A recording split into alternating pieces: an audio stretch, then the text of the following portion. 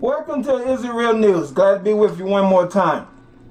As Alan said so many times, if nothing is positive being said, go on. Don't waste your time commenting or making negative comments regarding what you hear on this news blog. Move on. There's plenty of things out there can help you. And I know it's for those who are negative. I heard one of my mentors said one time that people are so negative they can walk into a dark room and develop. We are trained that way. We are brainwashed into thinking and embracing negative things. That's why you would stand outside and watch a building burn and don't have a bucket of water to pour on it. All you're going to do is go somewhere and call somebody and tell them about a fire being burned, a house on fire.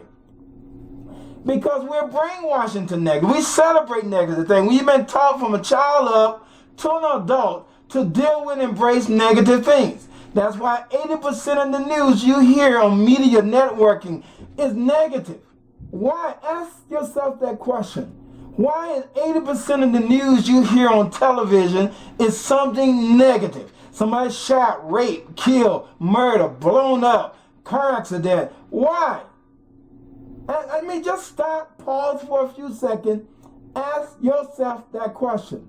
I'm going to give you a few seconds. Okay, now that you completed the question, now find the answer.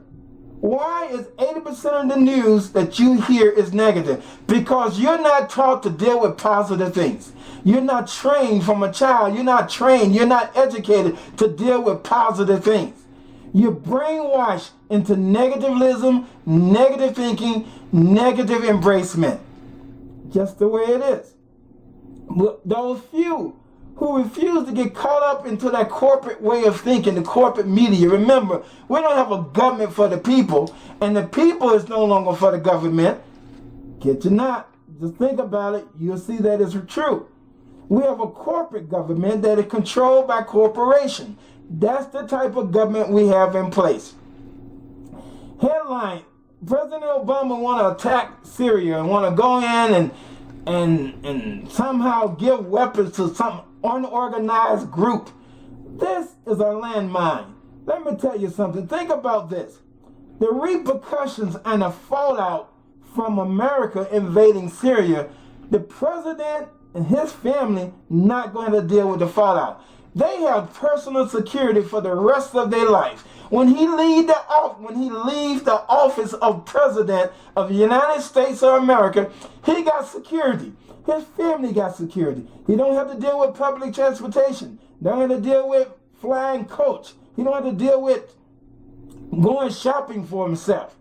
Okay? He have someone to do that for him. He have aid and security for the rest of his life. Is you and I going to deal with the fallout? We don't have national security. We don't have someone protecting us 24 hours a day. He and his family got that. Certain cabinet members of the United States, vice president, and other key positions, they have that as well. So whatever that fallout is from him attacking Syria, you and I going to have to deal with that. Not him. This is a mistake. To even think of this is a mistake. Now, he had made some big mistakes. And I'm not ashamed to tell you, I voted for him. And will vote again. Because they're all going to make mistakes. Every president in office have made mistakes and going to make mistakes. You're not going to ever stop that. You and I are going to make mistakes. That's just part of life. Especially when you got 5,000 different people trying to tell you what to do and how to do it. You make more mistakes. Because you got to decide who to listen to. Just try it. You have a problem with 2 or 3 people telling you what to do. Kid you not. But that's not going to change the fact that this is a huge, huge, big mistake. Because whatever the fallout is from this, whatever the repercussion is from this, you and I are going to have to deal with it, and the president and his family is not. He's going to give you some sob story speech, some motivation speech about pull up the bootstrap. We as Americans will overcome. We'll be able to band together. We'll hunt down the people who did this, committed this crime. But it's not going to affect him and his family. It's not. It's going to affect you and I. And we are the ones going to lose. Corporate will win because when there's a war, corporations make money. Government contracts. They make money when there's a war. You and I don't. We lose our sons, our daughter, our children, our loved ones, our friends. We lose our mother and our father and our uncles and aunties. We lose when there's a war. We don't win. We lose. And I don't know how else to tell you this. Corporate government win when there's a war. You as a taxpayer lose. Every soldier must obey order. We're not defending the freedom of this country. Now, a lot of United Nations understood 9/11 because they ran planes into the building. They understood that. We understood the Pearl Harbor thing. So yes, let's go to war. But I'm telling you now, the wars that we're fighting, we're not defending the freedom of this nation. We're feeding the fat cats in the government. We're feeding Congress and the corporation they represent. The word called lobbyists. That's what you're doing. We're not defending the freedom. Soldiers obeying order. If I was in the military, you gave me an order, I will obey that order, no matter what it is. I take a chance of putting everything I got online by disobeying the order. We're not defending the freedom of this country by attacking Syria. We're not. We wasn't not Bin Laden, but the other dude, Saddam Hussein, okay? We wasn't defending the freedom of this country. Soldiers was obeying orders. That's all they were. All it was. So please keep this in mind. America, if the president follow through with this or get the support he need to attack Syria, I mean, there's a lot of wrong was done in this country to African American people. Who came in and gave us weapons? Who gave the Black Panthers weapons to defend themselves regarding the crimes that were imposed upon us simply because of the color of our skin? Can you imagine the state of this country would have been if we had people just giving us weapons to fight a very racist, prejudiced, Jim Crow government? The number of lives been lost to some other country who somehow got weapons to us? Fighting a government hated us because of the color of our skin? That's exactly what you're doing here. You're getting weapons to an unorganized group of people to fight a government that is wrong. Just like the government was wrong here in America. This is not right. And it's going to hurt a lot of us more than it's going to hurt a lot of them. Please keep that in mind.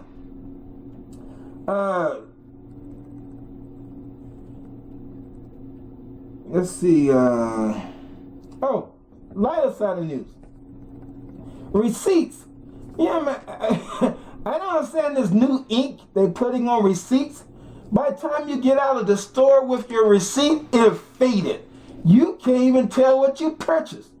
Is this a plot by corporation so you can't bring the item back because you can't see what's on the receipt? People, we need to say something. We need to speak up. This is not right. I'm telling you, the corporate is going to win. You're going to lose.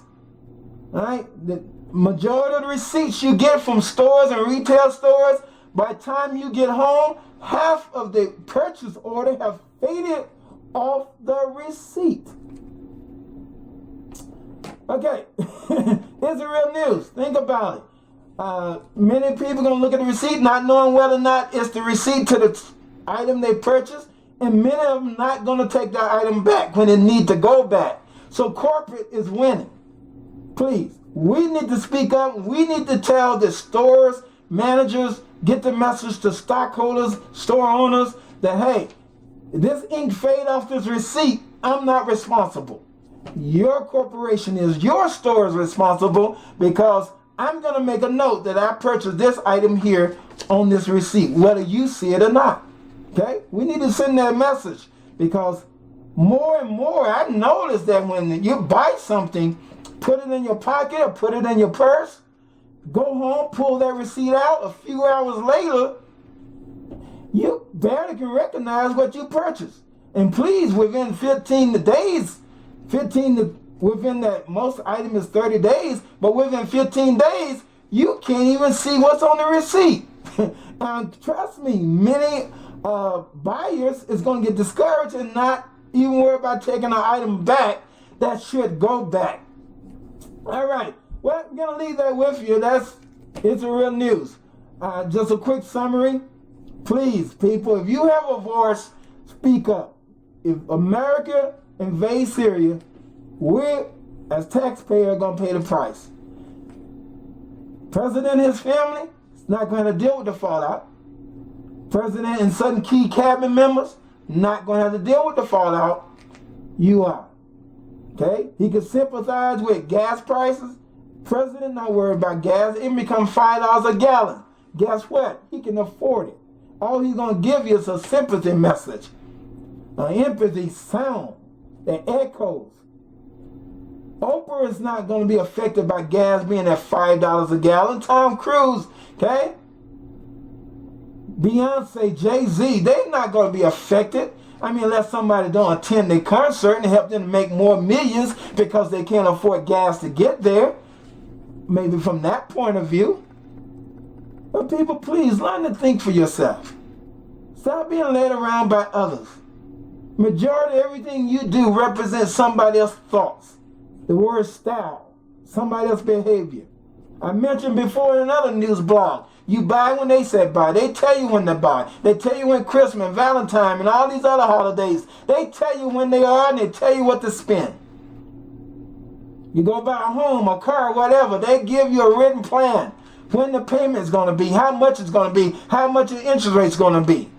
You are a fan of some sport. You spend hours and hours in a stadium cheering on what somebody else had chose to do for a living, but no one is willing to cheer you on regarding what you do for a living. You somehow got to realize that you are a VIP. You are your own celebrity. If you don't see yourself as a VIP, as a celebrity, you're always going to be a second-class citizen to things in life.